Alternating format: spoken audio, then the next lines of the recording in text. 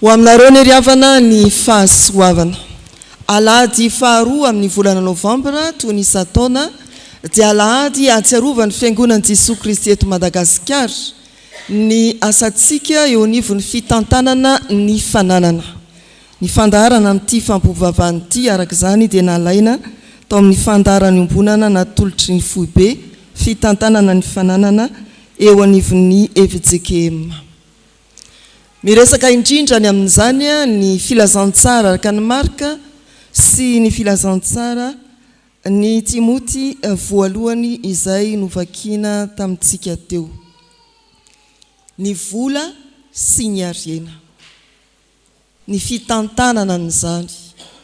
Ny fanomezan-tsiny izay mifikitra amin'izany satria ny fitiavam-bola no fototry ny ratsy rehetra dia ambary eo amin'ny Timoty voalohany toko 4:10 manao hoe fa ny fitiavam-bola no fototry ny ratsy rehetra koa ny sasany izay fatra pitady izany dia efa voavily niala tamin'ny finoana ka nanindrona ny tenany tamin'ny ala elobe. Ny amin'ilay sekely 3 indrindra ny tiana holazaina rehefa vitan'ny Jodasy ny famadihana ny Jesosy latsaka tamin'ny fanenenana ihany izy dia tonga tamin'ny famonotena. Fa izay miavaka ao anatin'izao perikopa izao indrindra ny Timoty voalohany toko 4 riavana ny 9:10 hatramin'ny 20 dia ny 2:20 izay mivaky toy izao amin'ny anaran'ny Tompo. Miadi ny ady tsara ny finoana, azony ny fiainana mandrakizay, fa ho amin'izany ny antsonanao koa sy nanaovanao ny fanekena tsara teo anatrihan'ny vavolombelona maro. Miadi ny ady tsara ny finoana, azony ny fiainana mandrakizay, fa ho amin'izany ny antsonanao koa sy nanaovanao ilay fanekena tsara teo masony vavolombelona maro. Ny Timoty voalohany sy faharoa dia taratasy nosoratan'i Paoly ho an'i Timoty. Ny voalohany dia ho fampaherezana azy sy fanomezana toromarika amin'ny fitondram-piangonana izay nametrahana azy tao Efesosy. Ny Timoty faharoa kosa dia afatra farany izay nataony Paoly apôstôly mba ho fampaherezana indrindra any Timoty miatrika ireo fanenjehany sy ny zavatsarotra maro manjo ny mpanompon'Andriamanitra sy ny fiangonan'Andriamanitra. Araka izany ny Timoty voalohany toko 4 malonatsika dia tafiditra amin'ny fanomezana toromarika sy fanondrona ireo toe-panahy samihafa enti-miaina amin'ny maha-kristianina. Timoty voalohany toko 4:12. Efatra ny toromarika ao mora jerena zany. Ny voalohany miadi ny ady tsara ny finoana.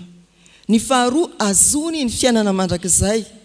Ny fahatelo iaino ny fiantsoana ary ny fahaefatra iaino ny fanekena.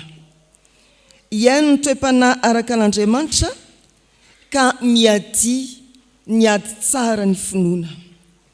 Ny teny hoe ady tsara na ady tsara ny finoana dia tsy hitantsika afa-tsy ao amin'ny boky ny Timoty ihany.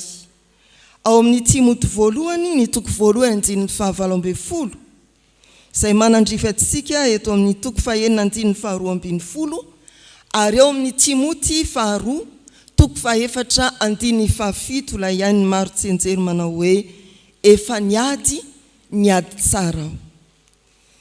Ny lazaina hoe ady tsara dia tsy ady aman'olona akory, tsy ady amin'ny fiainana koa, fa tena ady ara-panahy.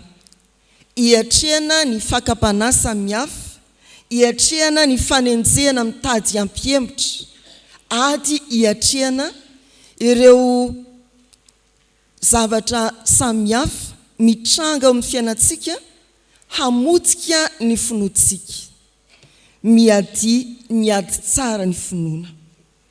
Tsy hoe ady amin'ny fisondrotany vidim-piainana na ady amin'ny tsy fisina samihafa, fa tena ady ara-panahy.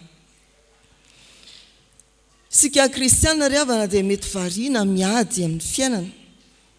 Tsy tokony ho adinotsika fa manana ady ambony ady rehetra eto amin'izao tontolo izao isika. Ny ady ara-panahy, ny ady tsara ny finoana. Efa nahita ve isika hoe miaramila irahana, mandihana maketsy tanimena, mandihana maketsy akazomanga, za tsy hoany. Feno miaramila zao ny kiokion-dalana samihafa. Fa mandeha izy, ary vonina izy, hiaro ny fandriampahalemana. Manao vivery ny ainy. Sika kristiana dia manadino ny iady ny ady tsara ny finoana. Mirotsaka eny amin'izao tontolo izao isika, fa tsy mahatsiaro hoe misy fahavalo manafika ane ny fiangonana. Indraindray koa dia midy atao anatin'ny rindrina efatra ny fiangonana ny miaramila ny Kristy atsika. Rehefa mivoaka isika dia miaramila hafa. Miady ny ady tsara ny finoana. Misy koa ny olona resy tsy miady. Misy ny olona dia miaro tena fotsiny, fa tsy manana ny toe-tsainy miaramila, hirotsaka antsehatra hiady. Misy ny olona dia maka ny volon'ny tany. Indraindraiky tokoa moa ny miaramila rehefa miady dia maka ny volon'ny tany izy. Atao mitovitovy soratra amin'izay any anaty bozakany ny fitafiana. Enti miady dia mijanona eo. Zara tsy hitany fahavalo. Ry havana malala, manana toe-tsainy miaramila.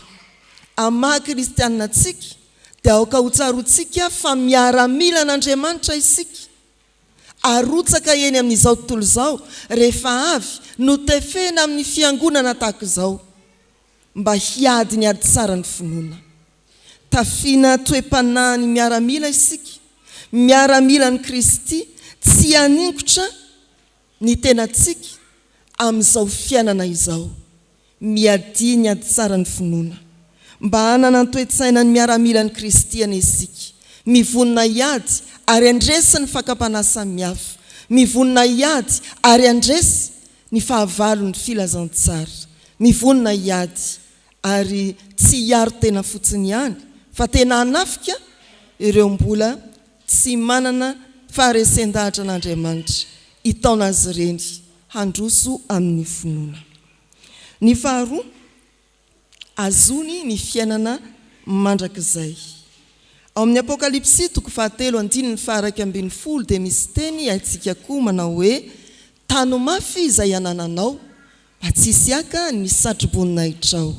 Ary eo amin'ny 7:7 amin'ity perikopa ity dia misy teny manao hoe amin'ny anaran'ny Tompo, hiary fanorenana tsara ho an'ny tenany amin'ny andro ho avy, mba hiazonany ny tena fiainana.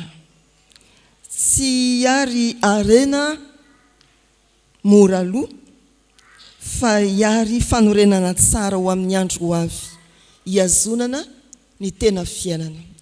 Azony ny fiainana mandrakizay, tano mafy izay anananao, mba tsisy aka ny satroboninahitra. Ny mety mahatana ny fisainantsika ety amin'izao tontolo izao ry havana, dia ny fiainantsika andavanandro. Tsy tokony ho adinotsika nefa fa ao anatin'ny fiainantsika andavanandro io koa no miraizotra ny fiainana mandrakizay. Soratra masina dia milaza mazava fa izay mino ny zanaka no manana fiainana mandrakizay. Ny fiainana mandrakizay tsy samborina na loharina any an-danitra amin'ny manaraka, fa amin'ny fotoana izay anekena ao an'i Jesosy, hinona ao an'i Jesosy no handraisanao izany feno. Ny fahatanterana mandeha andraindraina amin'ny fahatongavan'i Kristy. Ao amin'ny fiainantsika andavanandro io, ny fampirimanao fandriana mialoha ny andeha hiasa, ny fidiovanao, ny fiantsenanao, ny fidiranao amin'ny biraonao, ny fandehananao any am-pianarana, ny fivezivezenao mikarakara raha samihafa any amin'ny toerana samihafa, ireny dia efa hiarahanao amin'ny fiainana mandrakizay. Azony ny fiainana mandrakizay. Tsy hovariana fotsiny amin'ny hazakazaka eto amin'ity zao tontolo zao ity sika ka mihinana sy misotro dia ampy izay. Tsia. Ao anatin'izany no efa hiainanao ny fiainana mandrakizay. Ilay Jesosy Kristy teny tonga nofo miara-monina amintsika. Amin'ny fiainantsika andavanandro no efa hifikirantsika amin'Andriamanitra ilay manome antsika ny fiainana mandrakizay. Raha miteny ny soratra masina hoe azony, dia te hitaonantsika koa amin'ny faharetany izany. Maharitra, mifikitra mafy, miazona, tsy mamela ho votsitra. Efa nomena ny fiainana mandrakizay isika ry havana. Iaino amin'ny fiainanao andavanandro, ny fiainana mandrakizay. Tsy hisaraka aminao Andriamanitra, ary tsy hisaraka amin'Andriamanitra ianao amin'ny fiainanao isanandro. Saino isanandro ny fiainana mandrakizay. Miadiny ady tsara ny finoana, azony ny fiainana mandrakizay. Ny tapany fahatelo dia manao hoe ho amin'izany no niantsonanao. Iaino ny fiantsona. Ao amin'ny Galatiana 5:7-7 dia misy teny voatsipika manao hoe efa nantsona ho amin'ny fahafahana ianareo rahalahy, kanefa aoka tsy entinareo amin'ny fanarahana ny nofo izany fa ny fampanimpo amin'ny fitiavana. Dia mitanisa toe-panaraka an'Andriamanitra maro ny mpanoratra ao amin'izany Galatiana 5 izany. Ry havana malala rehetra amin'ny tompo, mbola apatseviny soratra masina koa isika any amin'ny Korintiana 1:2-9. Hiaina ny fiantsona. Raha vakitsika dia izao ny vaky ny teny amin'ny anaran'ny tompo. Korintiana 1:2-9. Fa hevero ny fiantsonanareo rahalahy, fa tsy firy ny olon-kendry araka ny nofo, tsy firy ny olona mahery, tsy firy ny hoavorazana, fa ny adala amin'izao tontolo izao no fidin'Andriamanitra ampahamenatra ny endry, ary ny malemy amin'izao tontolo izao no nofidin'Andriamanitra ampahamenatra ny mahery. Ny varazana amin'izao tontolo izao sy izay fanevateva no nofidin'Andriamanitra dia ny atao ho tsy misy azy mba hahafoana ny misy, mba tsy nisy nofo azo irehare eo anatrehan'Andriamanitra. Hevero ny fiantsonanareo. Tena tsapanao ve zany hoe ianao ilay variana tamin'ny fiainana mandalo iny no nampidirin'Andriamanitra ao amin'ny fiainana mandrakizay.